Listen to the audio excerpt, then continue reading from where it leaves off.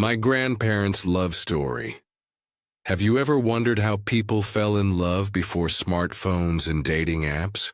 Before you continue watching this incredible love story that spans decades, make sure to subscribe to Story-Driven English for more heartwarming tales that will improve your English while touching your heart.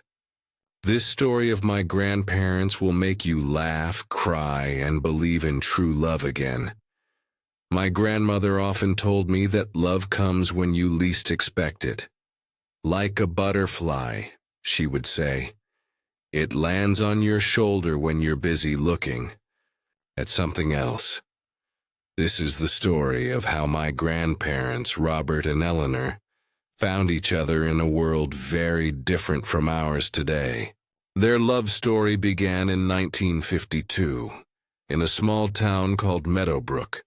Robert was 23 years old, tall with dark hair that always fell across his forehead. He had just returned from serving in the military.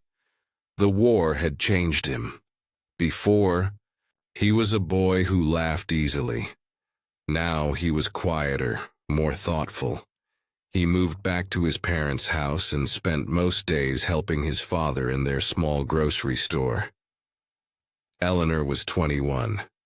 She had bright red hair that she often tied with a blue ribbon. She worked at the town library, spending her days surrounded by books. She loved stories about faraway places and adventures. Eleanor had never left Meadowbrook, but through books, she had traveled the world. I was shy, my grandmother would tell me, her eyes twinkling with a memory. Not like the girls today. We didn't just walk up to boys and talk to them. She would laugh then, shaking her head at how things had changed. The first time Robert saw Eleanor, she was riding her bicycle down Main Street. It was summer, and she wore a yellow dress that caught the sunlight. Robert was sweeping the sidewalk, in front of his father's store when she rode past. She didn't notice him then, but he noticed her. I dropped my broom, my grandfather would say whenever he told this part of the story. Just dropped it and watched her go by. My father yelled at me from inside the store, "Robert, what are you doing?" But I couldn't answer him. I was too busy watching this beautiful girl on a bicycle. For 2 weeks, Robert kept an eye out for the girl in the yellow dress. Finally, he saw her again, this time walking into the library with a stack of books in her arms. Robert had never been much of a reader. His school days were more about sports and working at the store than studying. But suddenly he found himself very interested in getting a library card. "Your grandfather was so obvious," my grandmother would laugh. He came into the library and pretended to be interested in books. He asked me for recommendations, but he held the books upside down while pretending to read the back covers. Robert borrowed a book about sailing ships even though he had never been on a boat in his life. 3 days later, he returned to the library claiming to have finished it. Eleanor knew he was lying, but she found his efforts charming. "What did you think of Captain Harrison's journey around Cape Horn?" she asked him with a small smile. Robert blinked. "It was very exciting." "I'm sure it would have been," Eleanor replied, "if Captain Harrison existed, or if the book had anything to do with sailing." "It was a cookbook." Robert's face turned red, with embarrassment, but Eleanor just laughed. It wasn't a mean laugh, it was warm and kind like sunshine. That was the moment Robert knew he was in love. "I asked her if she would like to have an ice cream with me," my grandfather would say. I was shaking like a leaf. In those days, asking a girl for ice cream was a big deal, not like today when you young people just hang out or whatever you call it. Eleanor said yes to the ice cream. They sat in the park and talked until the sun began to set. She learned that he had a younger brother who died when they were children. He learned that she wrote poetry in a little blue notebook that she kept hidden under her pillow. They discovered they both loved the same radio programs and both hated the taste of licorice. It wasn't love at first sight, my grandmother would insist. That only happens in movies. Real love grows slowly, like a garden. Their garden grew through the summer of 1952. Robert would meet Eleanor after she finished work at the library, and they would walk through town together. Sometimes they went to the small movie theater, where Robert would save for weeks to buy tickets. Other times they simply sat on Eleanor's front porch, talking while her mother watched suspiciously from behind the curtains. Your great-grandmother didn't trust any young man, my grandmother explained. She thought they all had bad intentions. Poor Robert had to prove himself over and over. Eleanor's mother made Robert come to Sunday dinner every week for a month, before she decided he might be acceptable. Even then she watched him like a hawk, noting how much food he took and whether his table manners were appropriate. That woman scared me more than my drill sergeant, my grandfather would say with a shudder. As summer turned to fall, Robert and Eleanor's relationship deepened. He told her about the war, things he hadn't been able to tell anyone else. She shared her dreams of becoming a writer someday, perhaps even publishing a novel. They built a world between them made of words, trust, and growing affection. But life is rarely simple, especially in matters of the heart. In October, a new family moved to Meadowbrook. They had a son named James who was handsome, wealthy, and immediately interested in Eleanor. James's father owned factories in several states and had moved to their small town to open another one. James drove a shiny car and wore expensive clothes. Next to him, Robert felt plain and poor. James was what we called a catch, my grandmother would explain. All the mothers in town were pushing their daughters toward him. My mother was no exception. Eleanor's mother began inviting James to dinner instead of Robert. She talked endlessly about what a fine match he would be. Eleanor wasn't interested, but her mother was persistent. In those days, we listened to our parents more, my grandmother said. It wasn't like today when young people just do whatever they want. I didn't want to disappoint my mother. Robert noticed Eleanor pulling away. She was busy more often. Their walks became less frequent. When they did see each other, something felt different. There was a new distance between them. I thought I'd lost her, my grandfather would say quietly. I thought, how can I compete with a rich boy who can give her everything? I had nothing but my heart to offer. Winter came, bringing the first snow and the annual Christmas dance. Everyone in town attended the dance dressed in their finest clothes. Robert wasn't planning to go. The thought of watching Eleanor with James was too painful. Instead, he took an extra shift at the store, telling himself that at least he would earn some money. That evening, as snow fell gently outside, the bell above the store door rang.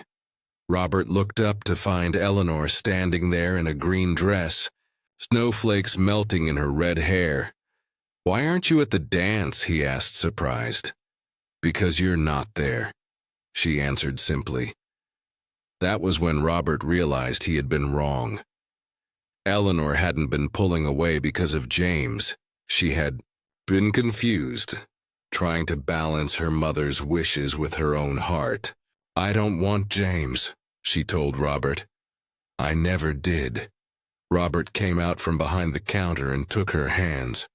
They were cold from the winter air. What about your mother? He asked. She'll have to understand. Eleanor replied. Some things are too important to give up, even for your mother. They didn't make it to the dance that night. Instead, they turned on the radio in the store, moved some boxes out of the way, and danced between the aisles of canned goods and flour.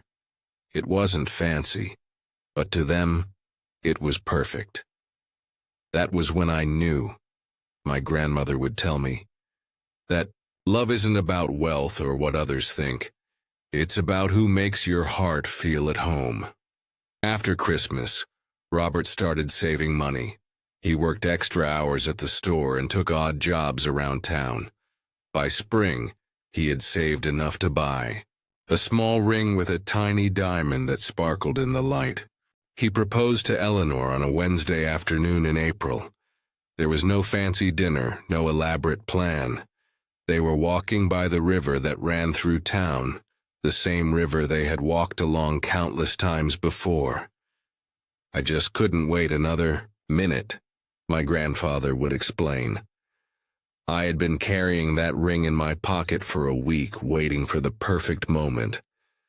Then I realized there is no such thing as a perfect moment. There's just the moment you choose. He got down on one knee in the mud, not caring that his best pants would be ruined. Eleanor, he said, I love you more than I've ever loved anyone or anything. Will you marry me? Eleanor said yes before he even finished the question. My grandparents got married in the summer of 1953, just over a year after they first met. The wedding was small, held in the garden behind Eleanor's parents' house. Her mother had finally accepted that her daughter's heart belonged to Robert, though she still sniffed disapprovingly at his family's modest means. Your great-grandmother eventually came around, my grandmother would say, especially after your mother was born. Nothing softens a tough old woman like a grandchild. The early years of their marriage were not easy. They lived in a tiny apartment above the grocery store. Robert worked long hours, and Eleanor took a job as a teacher at the local school. Money was always tight, but they were happy. We didn't need much, my grandfather would insist. We had each other, and that was enough. In 1955, they had their first child, my mother. 2 years later, they had a son. As their family grew, so did their dreams. Robert took over his father's store and slowly expanded it. Eleanor continued teaching but wrote stories in her spare time. Some of them were even published in magazines. Life gets busy when you have children, my grandmother would say. Sometimes we would go days barely talking about anything but diapers and bills.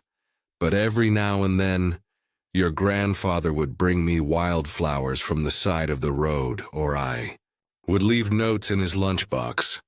Little things to say, I still see you. There were hard times, too. In 1962, a fire damaged the store and they almost lost everything. Robert fell into a depression that lasted for months. Eleanor was the one who pulled him out of it, reminding him of their strength together. She never gave up on me, my grandfather would say, his voice cracking with emotion. Even when I gave up on myself, they rebuilt the store, making it bigger and better than before. As the years passed, they watched their children grow up, go to college, and start families of their. The town of Meadowbrook changed around them. Some old buildings were torn down to make way for new ones. The library where Eleanor had worked was replaced with a modern building with computers instead of card catalogs. Through it all, Robert and Eleanor remained constants for each other. Their love wasn't always dramatic or exciting. Most days it was quiet, expressed through small gestures. A cup of coffee prepared just the way he liked it. A warm sweater laid out on a cold morning. hands held while watching television. People think love is grand gestures and passionate speeches, my grandmother would say. Sometimes it is. But most of the time, love is in the small things. It's making soup when someone is sick. It's remembering how they take their tea. It's listening to the same stories over and over, and still finding them interesting because the person you love is telling them. In 1992, my grandfather had a heart attack. He survived, but it was a warning sign. The doctors told him to slow down, to rest more. He reluctantly handed over the daily operations of the store to my uncle, though he still came in most days to check on things. Eleanor retired from teaching the same year. They had more time together then, 40 years into their marriage. They traveled a little, seeing some of the places Eleanor had only read about in books. They visited the ocean, the mountains, and even flew on an airplane to see the Grand Canyon. Your grandfather was terrified of flying, my grandmother would tell me with a grin. He held my hand so tight during takeoff that I lost feeling in my fingers, but he did it because he knew I had always wanted to see these places. As they entered their 70s, they slowed down more. My grandfather's health was deteriorating. His heart was weak, and he had trouble breathing sometimes. Eleanor became his caretaker, administering his medications and driving him to doctor appointments. In sickness and in health, she would remind him whenever he apologized for being a burden. I meant those words. In the winter of 2005, just after their 52nd wedding anniversary, my grandfather got pneumonia. He went into the hospital just after Christmas. The doctors did everything they could, but his body was too weak to fight anymore. On a cold, January morning, Eleanor sat by his hospital bed, holding his hand just as she had thousands of times before. He opened his eyes and looked at her. "You're still as beautiful as the day I saw you on that bicycle," he told her, his voice barely a whisper. Those were the last words he spoke. He died peacefully an hour later, with Eleanor still holding his, and my grandmother lived for another 8 years after my grandfather passed away. She moved in with my parents, bringing with her a lifetime of memories and stories. That's when she began telling me about their love story, piece by piece, usually over cups of tea at the kitchen table. "I'm not sad," she would insist when I asked if talking about him made her sad. I had 52 years with the love of my life. Some people never get even 1 year. I was lucky. In her final days, when her mind began to wander, she would sometimes look toward the door, as if expecting someone to walk in. "Robert will be here soon," she would say. "He's just closing up the store." My grandmother passed away peacefully in her sleep. Among her belongings, we found a small box containing the cookbook that my grandfather had borrowed from the library all those years ago. Somehow he had convinced the librarian to let him buy it instead of returning it. Inside the cover, he had written, "The book that changed my life," because I was too nervous to read the title. We also found her little blue notebook, filled with poetry she had written throughout her life. Many of the poems were about Robert, about his smile, his kindness, the way he looked at her as if she were the only person in the world. My grandparents, love wasn't perfect. They argued sometimes. They faced hardships and disappointments. But their love was real and lasting. It wasn't based on grand gestures or material things. It was built day by day, through small acts of kindness, through shared struggles and joys, through choosing each other again and again. Love is a choice you make every day, my grandmother told me once. Some days it's an easy choice, and some days it's the hardest thing in the world. But if it's real love, you'll keep choosing it anyway. Now, whenever I see an old couple holding hands in the park or helping each other walk down the street, I think of Robert and Eleanor. I think of a young man dropping his broom to watch a girl in a yellow dress ride by on a bicycle. I think of a woman in a green dress, standing in a snowy doorway, choosing love over expectation. I think of two people dancing between aisles of canned goods, creating their own perfect moment. And I hope that someday I find a love like theirs, a love that feels like coming home. As I write this, I'm looking at an old photograph of my grandparents on their wedding day. They're so young, looking at each other with such hope in their eyes. They couldn't have known what was ahead, the joys and sorrows, the challenges and triumphs. They just knew they wanted to face it all together. In the end, that's what love is. Not a feeling that stays constant, but a commitment that does. Not a perfect fairy tale, but a real story with complicated characters who choose each other, day after day, year after year. My grandparents' love story wasn't extraordinary in the grand scheme of things. They didn't change the world or make history, but they changed each other's worlds. And through their example, they taught me what love really means. Sometimes I wonder what Robert and Eleanor would think of today's world, with its dating apps and instant messages. I think they would say that while the methods of meeting someone might change, the essence of love remains the same. It still requires patience. It still demands courage. It still means seeing someone, really seeing them, and choosing them. Anyway, my grandmother was right when she said that love comes when you least expect it, like a butterfly landing on your shoulder when you're busy looking at something else. But she also taught me that keeping that love alive is deliberate. It's intentional. It's a garden that needs tending every day.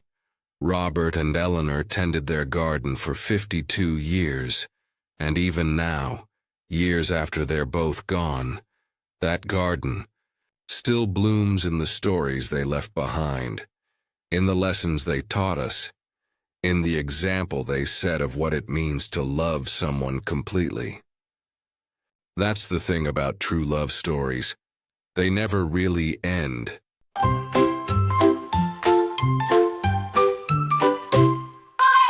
Key vocabulary repeated throughout. Least expected, when you're not anticipating something fell across. To hang over or down, referring to hair. Faraway places, distant locations, twinkling. Shining with a flickering light swept the sidewalk. Cleaned the pavement with a broom upside down, with the top part at the bottom recommendation. A suggestion about what someone might like charming. Pleasant or attractive embarrassment feeling. Ashamed or awkward, shaking like a leaf. Trembling from nervousness, licorice. A black candy with a distinctive flavor. Love at first sight. Falling in love immediately upon seeing someone suspiciously. With doubt or mistrust acceptable. Good enough to be approved of. Drill sergeant. A military officer who trains new soldiers. Affection. A gentle feeling. Fondness. Catch. Slang. An attractive, desirable person. Persistent. Continuing firmly despite opposition. Pulling away. Becoming distant emotionally. Compete with. Try to be better than someone. Snowflakes. Small. Delicate ice crystals. Balance. Keep different elements in equal proportion. Aisles. Passages between rows of shelves. Odd jobs. Various small tasks for payment. Disapprovingly, showing that one does not approve. Tight, with little money to spare. Diaper. A cloth or disposable lining worn by babies. Wildflowers. Flowers that grow naturally, not planted depression, severe unhappiness and low spirits, voice cracking, voice breaking with emotion, constants, things that remain unchanged, grand gestures, big impressive actions, heart attack, sudden failure of the heart to function properly. Warning, sign, indication of potential danger, reluctantly, unwillingly, hesitantly lost feeling, couldn't feel sensation burden, a heavy load or responsibility pneumonia, lung inflammation caused by infection, whisper, speaking very softly, wandering, moving without purpose or direction commitment, a promise or firm decision to do something. Did you enjoy this story? If my grandparents' love story helped improve your English while touching your heart, please don't forget to like this video, share it with friends who are also learning English, and leave a comment below about your favorite part. Subscribe to Story-Driven English for a new engaging story every week that will help you master English naturally while enjoying beautiful narratives. Click the notification bell so you never miss a new upload.